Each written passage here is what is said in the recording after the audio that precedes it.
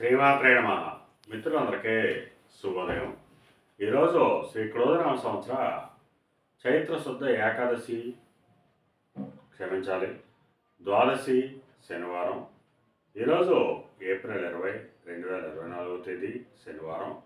ఈరోజు పుబ్బ నక్షత్రం మధ్యాహ్నం 2:26 వరకు ఉంది. తదుపరి ఉత్తర. ఈరోజు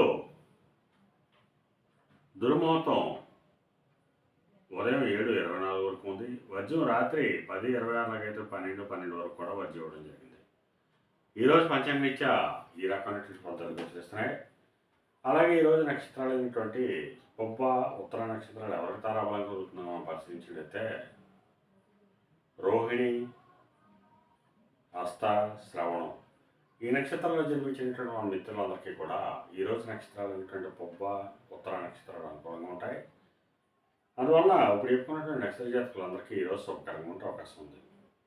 అలాగే ఈరోజు రాశిఫలాన్ని మనం పరిశీలించినట్లయితే మేషరాశిలో జరిగిన వాళ్ళకి ఈరోజు సంతానానికి సంబంధించి శుభవార్తలు ఉంటారు. వారికి సంబంధించి తీసుకున్న నిర్ణయాలన్నీ కూడా ఈరోజు సఫలమయ్యేటువంటి అవకాశం ఉంది. వృషభ రాశిలో జరిగిన వాళ్ళకి ఆకస్మిక ప్రయాణాలు చేయవలసిన అవసరం ఉంటుంది. అటువంటి ప్రయాణాల్లో ప్రమాదాలు ఉంటాయి కాబట్టి తగిన జాగ్రత్తలు తీసుకోవాల్సిందిగా శాస్త్రీరీత్యా తెలియజేయడం జరుగుతుంది. మిథున రాశిలో జరిగిన వాళ్ళకి ఈరోజు పరాక్రమంతో ఆదాయం ఏర్పడతాయి. వారు చేసేటువంటి వ్యాపారం కలిసి వచ్చేటువంటి అవకాశం ఉంటుంది. కర్కాటక రాశిలో జరిగిన వాళ్ళకి ధనాదాయ వనరులు పెరుగుతాయి.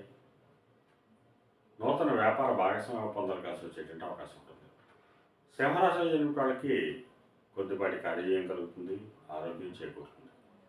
కన్యారాశిలో జరిగిన వాళ్ళకి అతి సామాన్యంగా ఉంటుంది. ఆరోగ్య భంగం కలుగుతుంది. ధనవ్యయం కలుగుతుంది.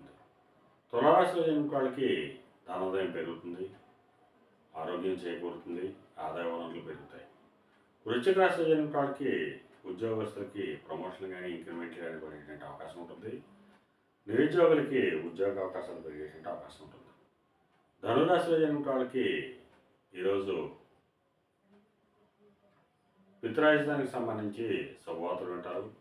వారికి సంబంధించి తీసుకున్న నిర్ణయాలన్నీ కూడా సఫలమయ్యేటువంటి అవకాశం ఉంటుంది. మకర రాశిలో జరిగిన వాళ్ళకి అతి సామాన్యంగా ఉంటుంది. ఆరోగ్య భంగం ఏర్పడుతుంది. అనారోగ్య సూచన కనిపిస్తుంది. కుంభరాశిలో జరిగిన వాళ్ళకి కలతరపూర్వక ధనలాభం కలుగుతుంది. ఆరోగ్యం చేకూరుతుంది. ఐశ్వర్య వృద్ధి కలుగుతుంది. మేన రాశిలో జరిగిన వాళ్ళకి అంతర్గత బహిర్గత శత్రువుల వలన అనేక ఇబ్బందులు ఎదుర్కొనే అవకాశం ఉంది. అందువలన శత్రువుల పట్ల అప్రమత్తంగా ఉండవలసిందిగా తెలియజేయడం జరుగుతుంది. ఈరోజు ద్వాదశ రాశుల యొక్క ఫలితాలు ఈ రకంగా తెలియజేయడం జరిగింది. అలాగే ఈరోజు సంస్థ ఆయుధ వ్యాపారంగా ఉన్న వాళ్ళకి కానీ, పాత ఇనుము వ్యాపారం చేసిన వాళ్ళకి కానీ, బంగారు వర్తకులు కానీ, బంగారు ఆభరణాలు తయారు చేసిన వాళ్ళకి కానీ, శానిటరీ వర్తకులు కానీ, సిమెంట్ వర్తకులు కానీ ఈరోజు మిక్కిలి శుభదాయకంగా లాభదాయకంగా అవకాశం ఉంది. కళారంగంలో ఉన్న వాళ్ళకి కానీ, కళాత్మకమైనటువంటి వస్తువులు క్రయ విక్రయాలు చేసిన వాళ్ళకి కానీ, సుగంధ పరిమళ ద్రవ్యాలు క్రయ విక్రయాలు చేసిన వాళ్ళకి కానీ, సౌందర్య సాధన క్రయ విక్రయాలు చేసిన వాళ్ళకి కానీ ఈరోజు మిక్కిలి శుభదాయకంగా లాభదాయకంగా అవకాశం ఉంది. ఈరోజు పంచాంగరీత్యా ఈ రకమైనటువంటి ఫలితాలు వచ్చేస్తున్నాయి. అలాగే ఈరోజు శనివారం.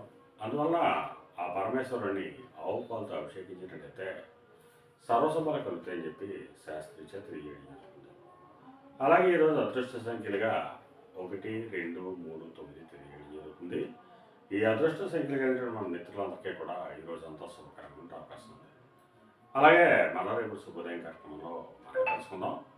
అంతవరకు మన మిత్రులందరికీ మరొకసారి శుభోదయం.